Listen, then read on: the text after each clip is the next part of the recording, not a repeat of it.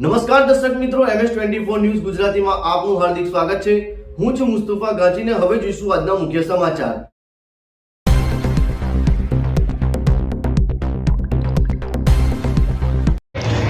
આ સમિયાલા પંચાયતનું પ્રોપર સમિયાલા છે ગામ।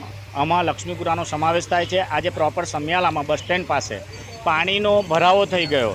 પાણી અતિશય આવી ગયું। હા, ના નથી કે મેઘરાજાએ એનો વરસાદ બહુ ભારે કર્યું છે, પણ અહીંયા જે પાણી વર્ષોથી આગળ બી એવા વરસાદો પડતા હતા, તે છતાં આટલું બધું પાણી નહોતું ભરાતું। પણ એક પાણી ભરાવાનું રીઝન એવું છે કે વારંવાર વુડાવાળાને કહેવામાં આવ્યું છે કે આ તલાવનું પાણી આખા ગામમાં પેસે છે।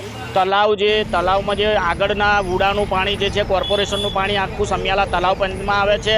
સમિયાલા તલાવમાંથી ગંદુ પાણી એ પાણી રસ્તા કરી અને પાછળથી અને સ્કૂલ પાછળથી નારાએ રહી અને આ બાજુ આવ્યું છે। એ પાણી આ બાજુથી આવવાથી નીચે આજે એ પરિસ્થિતિ થઈ છે કે લોકોના ઘરોમાં પાણી પેસી ગયું છે। લોકોના બચ્ચાઓ નાના હોય, એમનું અનાજ પાણી હોય, બગડી ગયું છે।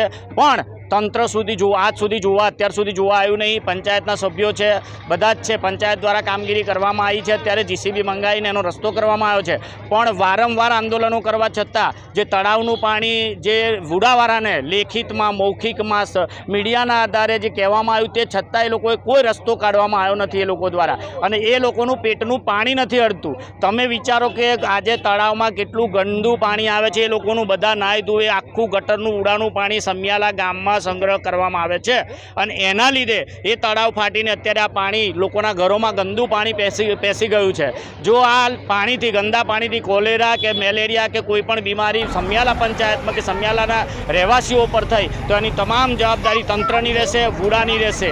કારણ કે પંચાયતે જે રસ્તો કરવાનો કરી રહી છે, પણ આ વુડાવાળા સુધરતા જ નથી। એમને વારંવાર કહેવામાં આવ્યું જેમિનીમાં પણ પાણી પેસી ગયું છે। એ વિસ્તારમાં પણ જો ગંદકી ફાટી નીકળશે, તમામ જવાબદારી એ લોકોની રહેશે, અને અહીંયાની પણ તમામ જવાબદારી વુડાની રહેશે। કારણ કે આ બધું પાણી આવવાનું એક જ કારણ છે કે ગટરનું પાણી, જે વુડાનું પાણી આવે છે તળાવમાં, ત્યાંથી આ પાણી અંદર ઘૂસ્યું છે। જો એનો તાત્કાલિક નિકાલ કરવામાં નહીં આવે તો આખું ગામ લઈને ત્યાં પારા મારી દેવામાં આવશે। તળાવની આગળ જે અંદર પાણી આવે છે ત્યાં। મારું નામ મનીષ ગોળાવાલા, સામાજિક ન્યાય સમિતિ ચેરમેન, સમિયાલા ગ્રામ પંચાયત સદસ્ય।